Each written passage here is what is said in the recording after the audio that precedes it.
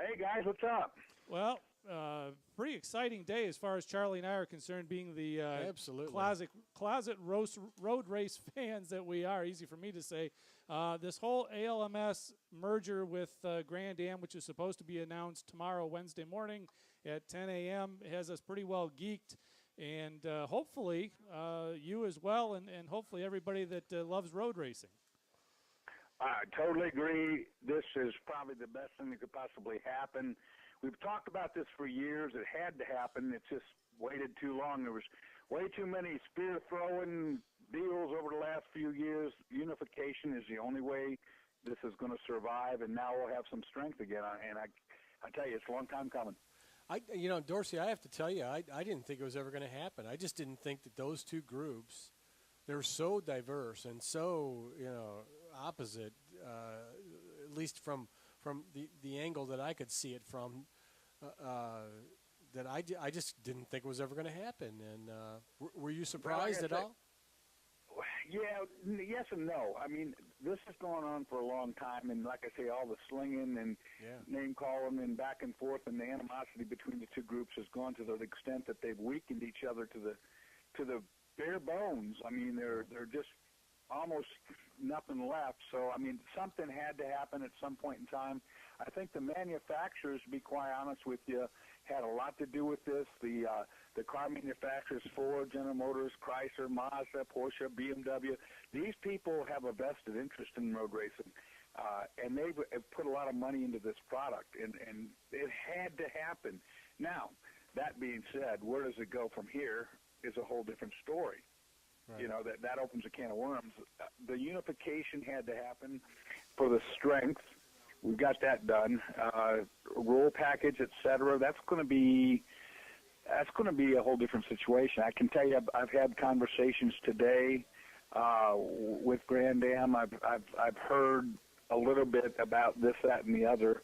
So I have a good feeling that this will work out, but this is not a one-year fix, or it's not an overnight sensation. It is a step in the right direction. And we're talking to Dorsey Schroeder. Dorsey, the people that aren't road racing, sports racing fans won't know the intricacies, and I do follow it, and I don't know the intricacies. You've got the ACO, which is the European end of this thing that influences the ALMS portion of this merger. I mean, will when this is all over with, will there be some couple of divisions that will be able to race at Le Mans, for example? That's a really good question. I don't have an answer for it at this point in time. I mean, the AC, I can tell you this for sure, that both entities, there is ALMS and Grand Am have entered this merger, if you want to call it a merger. Looking through next year, 2013, nothing's going to change. You're going to have an ALMS still, and you're going to have a Grand Am still. It's not till 2014 that we'll see a real unification, and we'll see which direction that series depends to go. And a lot of that's going to be based on conversations throughout 2013 with ACO, with Grand Am, with ALMS, and trying to come up with what everybody agrees is the right package to move forward. And I really put a lot of strong emphasis on the fact that the manufacturers are heavily involved in this.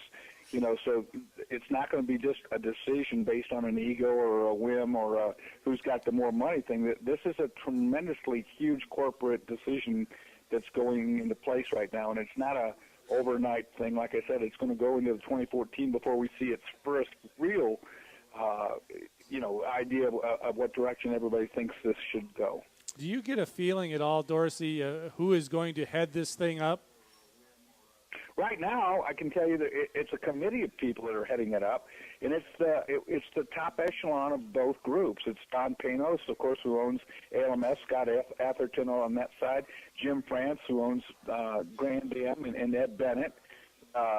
These guys are right now a committee. They are a consulting firm, if you would, to look at this decision, and that backed up by the manufacturer representatives from the people I told you before. At least we got guys with a lot. Right at least now, we got guys with a lot of money. I mean, that helps. Yeah, I mean it's a lot of money, and it's a lot of the manufacturer thing is very very keen here. Yeah. You know, because ultimately over my 30 years of experience, actually 40 years, 30 driving, you know, the manufacturers all have a say in this at some point or another. And they have that say from the standpoint of not what they're racing as much as how much money they spend with the sanctioning body, whoever it might be, to get the television package to be what it should be. We've seen what's happened between the loss of ALMS's TV package, and I'm directly involved with that through Speed. Right. You know, you need all those hands have to help each other. They can't do without any of those things, and we've seen that. So, I mean, it takes money. It all takes money, and the manufacturer is the root of the money when you talk about a situation like this, and including NASCAR. If you look at, you know, if you look at NASCAR on the Cup side, it's the same thing. You got Chrysler coming out or dropping out Dodge, and that's a big hit. That's a 1/3 loss. Mm-hmm. Well, when the ALMS pulled their TV package for me, that was a 50% loss. That's a huge amount to lose. Well, it's however it shakes out, it has to be, I think, good news. There's no way that this comes out to be bad news for sports car racing fans. Yeah, it's going to be terrific, and hopefully when we come out of this, it opens opportunities. Not only, you know, it opens all opportunities. It opens opportunities for new racetracks for new fans. For instance, the situation with Grand Am is, you know, they're owned by NASCAR. The situation with ALMS is owned by Don Panos. Don Panos owns Road Atlanta. Mm-hmm. He did own Mosport in Canada. He also has controlling interest in Sebring because he's got the lease on the purchase for that land down there to run a racetrack. So those were 3 races that Grand Am couldn't race at. On the other side of the coin, ALMS couldn't come over and run in at Watkins Glen because that's owned by NASCAR. So you take all that away, and you open up the real road racing tracks to the real fans in the United States or in, you know, anywhere in North America or anywhere else. The real racetracks, the Road Americas, you know, the Road Atlantas, the Mosports, these old school, high-speed, cool racetracks dictate what we want to see. I mean, that's what I want to see. These street circuits, okay, they're a flash in the pan with the exception of Long Beach, which has been there forever and ever. I mean, street courses were boring to me as a driver, and they don't view well from a fan standpoint. But you go to these real high-end, nice racetracks, these road racetracks that are permanent facilities, and now they're unified too. Before they were subdivided, now they're unified. We're talking with Dorsey Schroeder. Do you see the ability of an LMP1 and a Daytona prototype being able to run on the same racetrack at the same time? Is that something that is going to be integrated into this, and then the GT classes find a happy medium between all of them as well? Well, you know, if you look at that, the answer is yes. You could run all that together because they already do it. They do it in Le Mans, they do it, you know, throughout the world. But LMP1 is pretty much of a dead class at this given point in time. You've only got one manufacturer running. Right. And then you look at GT, which is a wide open situation. And then it goes back to the manufacturers because how much money does a manufacturer want to spend? You know, to do a full-on GT series ALMS program is in the upper tens of millions of dollars per car.